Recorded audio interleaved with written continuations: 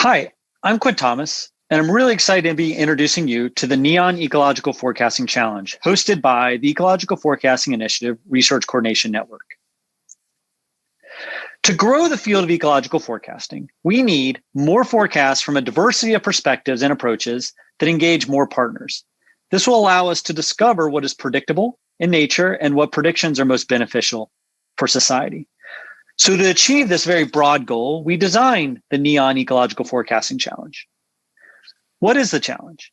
It's to forecast NEON data before it is collected to explore our predictive capacities across multiple domains in ecology. It's a formalized process, not unlike a data science challenge or a model intercomparison, for forecast intercomparisons based on community-developed rules and standards. It's resources to support ecological forecasting and reduce barriers of entry. It's a means to grow the ecological forecasting community and tackle important needs associated with standards, software, and stakeholder partnerships. It's a positive, inclusive, supportive, and collaborative challenge.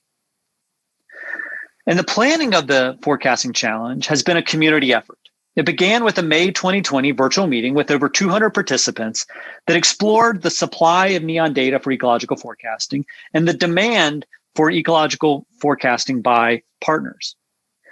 This led to the development of working groups across 5 themes in ecology, where they've designed the rules for a forecast challenge within each theme. And these design teams have been working hard since May and have been led by early career scientists. And a cyber infrastructure design team to generate the automation for running of the forecasting challenge. The standards working group, which has been developing the standards for saving model output and archiving metadata, and the development of partnerships to help support the challenge. And this has led to our fall 2020 official launch of the NEON Forecasting Challenge. And so the 5 themes are, first, aquatic ecosystems. These are daily forecasts for 7 days in the future of dissolved oxygen and water temperature from one NEON lake and a river site. And the forecast submissions are accepted once a month during 2021. The terrestrial carbon and water flux theme is half-hour or daily forecasts for 35 days in the future of net ecosystem exchange of CO2, evapotranspiration, and soil moisture at 4 terrestrial NEON sites that differ in water availability. And these are accepted once a month in 2021. The Beetle community theme is weekly forecasts for 20 months in the future of beetle abundance and species richness at 47 terrestrial NEON sites. And these forecasts are accepted once a month starting in the second half of 2021. The tick population theme is weekly forecasts for 34 weeks in the future of 2 nymphal tick species abundance at 7 NEON sites.